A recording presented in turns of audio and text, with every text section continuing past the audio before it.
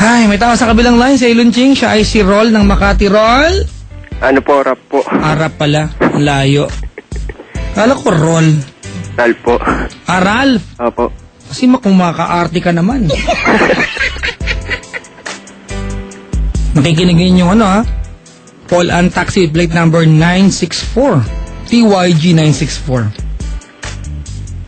Nakabahan ako. Yung plate number po ng driver ng plate number TYG 964. Ingatan nyo po yung sakay-sakay nyo ha, madalas tumakbo yan. Si Stanley Medrano. Sige, Ralph. Opo. Nantok ka na. Actually, Papa Jack, hindi ko siya gano'n alam kung paano ko siya sisimbalan. Paano ba? So, umpis na, pre. Ganito kasi, Papa Jack. Teka lang, ilang taong ka na? 24 po. Ginagawa sa buhay? Ngayon kaka-end of contract ko lang po eh. Saan? Po. Sa barko po. Sa barko? So, magre-renew ka. Ano trabaho mo sa barko? Ano po? FA po. Flight attendant. No, food attendant po. Siyempre, barko eh. Ang flight attendant ay sa... Aeroplano. Weh. Tama. Teka lang, hihinan ko yung aircon namin. Nagiginawa ko eh. Ayan ha. Higinaw ng aircon ha. Parang may snow sa buto. Padali. Saan ka nagpuntang mga lugar? Nagbabarko ka? Ano po, inter-island lang po. Domestic. Opo. Di ang sarap ng buhay nun, no? Hindi naman. Medyo. Ano ka? I-appreciate mo yun. Ang dami nagpasanla ng kalabaw para maging seaman.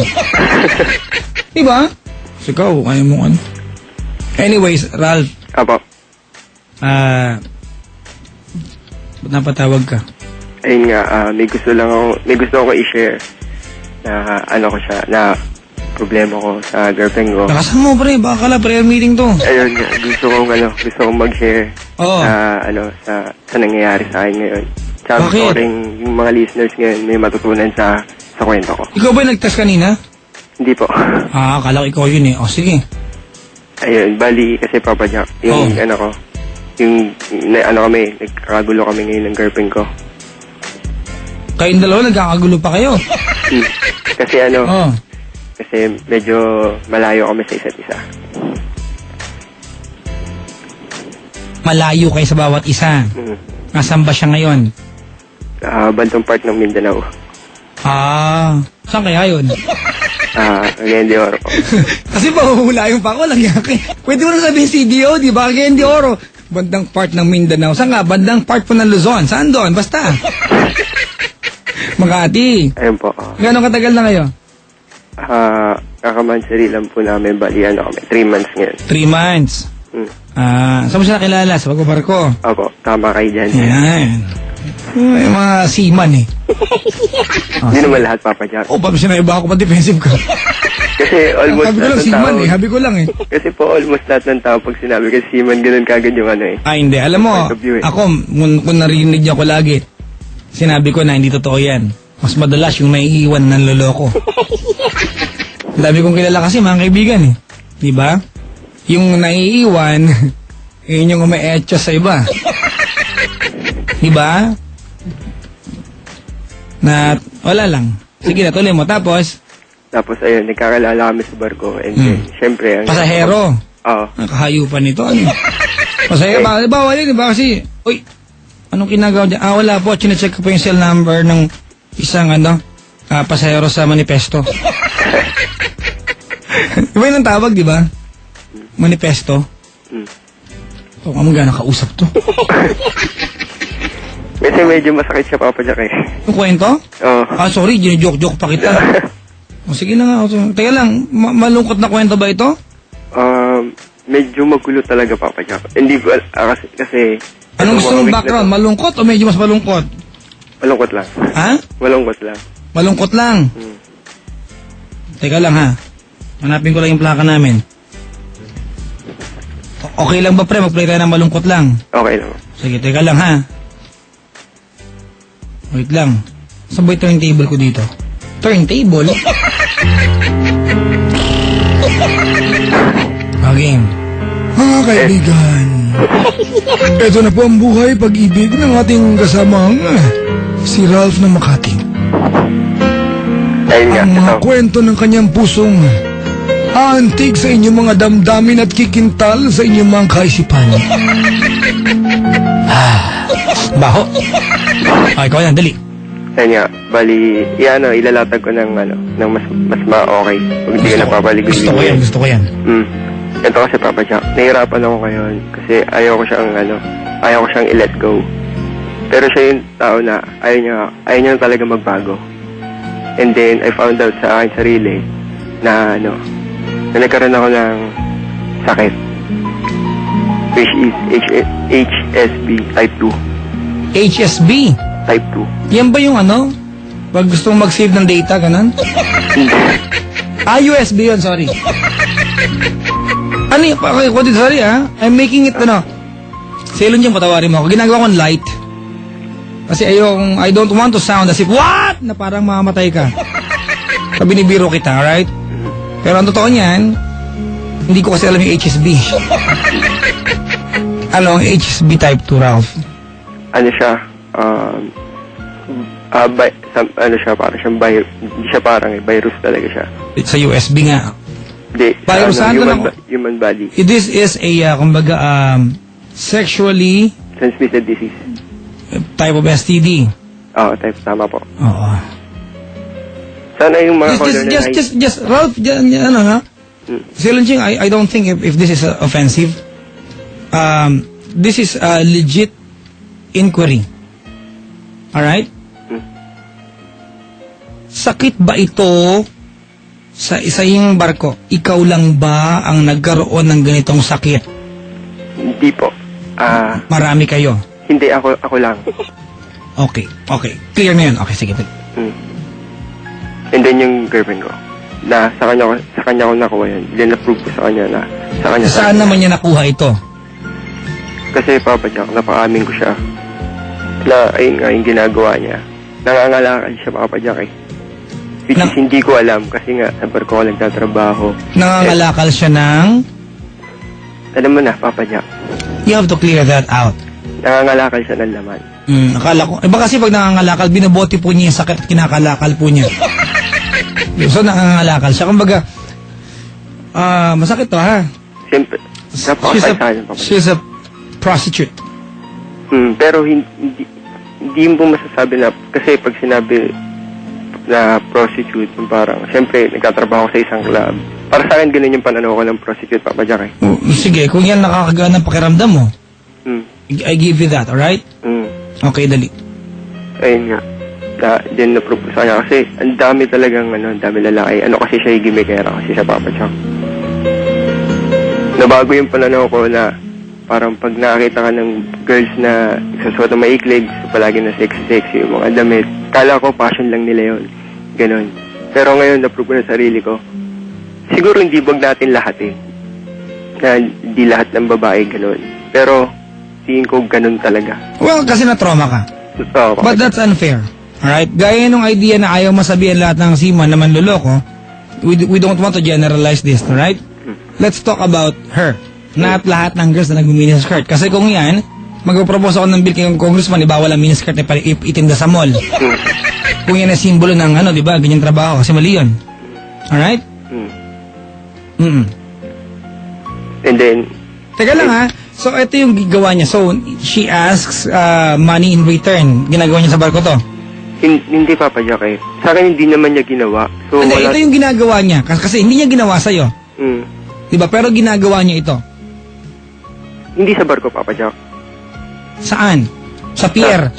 Hindi. Sa Manila. Kasi meron silang bahay dito sa Manila. Tsaka din sa CDO. Kasi ganito, Kaya binipilit ko sa'yo kasi ayaw magsingin sa utak mo eh. I don't want to sugarcoat things sa'yo. Alam mo, dahil sa gusto kong paliwanag sa ito, nag-Miriam website tuloy ako. At hinanap ko yung kahulugan ng prostitute. I just want to be technical on this one. Ang kahulugan to offer indiscriminately for sexual intercourse, especially for money. But of course, mga kaibigan, meanings are meanings, alright? Tama yan. Diba? Pero, I don't know. Pero, sige, para hindi ka masaktan. Sige, okay lang po, Papa Jack. Ganun talaga eh. Nakakasaktan talaga eh. Oh. Dapat that was before. Until now ba ginagawa niya? Until now, Papa Jack. Sobrang mahal na mahal ko yung babae, Papa Jack. Congratulations. Sobrang mahal na mahal ko. Congratulations. You know why? Salamat po. You have a good heart. Salamat po. Alright. Kahit na nalaman ko na, masakit sa akin, Papa Jack. Kahit nalaman ko na ganun yung ginagawa niya. Ang hindi ko lang maintindihan, bakit mo ginagawa yun? Naghihirap ba kayo? Di naman sila naghihirap. So, ang layo nga kasi ng pagitan namin dalawa. Ako, kahit nandito ako sa May Manila, nakatira, nag-decide ako na kilalanin ko yung pamilya niya. And then, I fly to CDO. Then, nag-stay ako doon na 1 week. Nakisama ako sa pamilya na tao naman ako kumarap. Para lang malaman ko lahat. Kaya sabi ko sa kanya, magbago siya. Huwag mo nang gawin yung dati mong ginagawa. Pero, wala sa puso niya yung wala sa puso niya yung sinasabi niya magbabago siya, ganun. Kasi ginagawa niya pa rin. How are you ngayon? As we talk ngayong gabi, ngayong umagang ito. I'm not okay, Papa Jack. Ha? I'm not okay kasi halos lahat na ng kaibigan ko nilapitan ko na regarding sa problema ko. Pero hindi ko lang masabi kung ano talaga yung nangyayari sa akin. Sinasabi nila sa akin na, Ralph, ngayong gabi, as we talk ngayong gabi, she is still a prostitute. Opo, Papa Jack. Okay. Siya ganun pa rin. So, this will hurt you. Pagkaharap mo, kung lang pinalo mo kong tsinela sa ulo. But it's possible as we talk ngayong gabi, she's having sex with someone else. Tama po. Well, ayun, hindi ko lang matanggap kasi, Papa Jack. Yung dinulot niya sa akin. this is a torture sa iyo. Yung dinulot niya sa akin. So, wala na akong choice para paano ako sakasakaling talagang matuluyan kaming dalawa, maghiwalay kami. Ano bang kailangan kong gawin? Mag-stick ako sa ganito? Ano ba kasi ang dahilan ba't niya ginagawa ito? Natanong mo na ba siya? Sa pera, Papa Jack. Sa pera? Nabubulik siya sa pera. Okay. Okay, ganito, ayoko siyang husgahan. I don't want to define her bilang tao because hindi ko siya kilala. Pero susubukan ko sa abot ng mga kaya ko, Ralph, Opo. na ipaliwanag sa iyo ito. Maraming salamat po, Papa Jack. Alright. Alam mo, sa ating buhay, we have different kinds of motivation to go on in life. Di ba? May mga taong motivation nila is cars. Di ba? May mga taong motivation nila is a good career. Fulfilled sila doon. May mga taong kahit magutom, basta kasama yung minamahal, they're motivated to go on. May mga taong sabihin na natin na motivated by money. Ba't ibang klase, di ba, Papa Jack? Yep. And, siguro, she falls under, mas mahalaga sa kanya na protektahan yung kabuhayan niyang kumita ng pera kaysa protektahan yung damdamin ni Ralph bilang kasintahan niya. And this is something that you cannot question. Kasi alam mo, di ba sabi ko, di ko alam narinig mo to, our life is a constant quest for happiness. Tama? At kung ang happiness niya is defined by money, the amount of money na meron siya, you cannot question that. All I know is hindi kanya mahal. If she's komportable siyang gawin ng mga bagay na evidently nakakapanakit sa'yo, Ralph, malinaw yan. Dapat alam mo, di ba, na hindi kanya priority. At pag tayo kasi nagmamahal, hindi man natin nire-require na mahalin tayo as exactly ng ibinibigay natin. But, yung masuklian niya magmamahal natin, it's okay, di ba? Tama? Tama. But never that we want to be the second best. Ayaw natin yon, tama? Tama. Especially, pag ang nauuna sa atin ay pera. Tama. Di ba? Kasi we would like to think and feel na walang amount ng salapi ang tutumba sa akin because I am Ralph. Ako si Ralph, di ba? Di ba? Tama. At walang katumbas sa salapi si Ralph. Pero ito, pinaparamdam niya sa'yo na, Ralph, mas mahalaga ang pera sa akin. Huwag mo i-torture sarili mo. Mahal mo siya, tama? Tama. Ay, alam mo, I can tell na si Ralph, you love someone selflessly. Para mahalin mo siya ng tuloy-tuloy, ha? At alam mo, ito sa kabila ng lahat. Di ba? Na, sabi ko nga, di ba, as we talk ngayon gabi, pwede nakikipag-sex siya. Malamang umuumal sa ibabaw ng lalaki ngayon. Tama. Mamaya bayad siya. Mga kaibigan, this is very graphic, pero pwede nangyayari ito ngayon, tama? Pwede, tama. Pwede, di ba? Na Pwede. malamang, di ba? May Tama, mga tama. kumakalabit sa kung saan niya ngayon. At mamaya bayad siya. Pasensya na po kayo, mga kaibigan, ha? Di ba? Nakakaba ko sa kanya same time na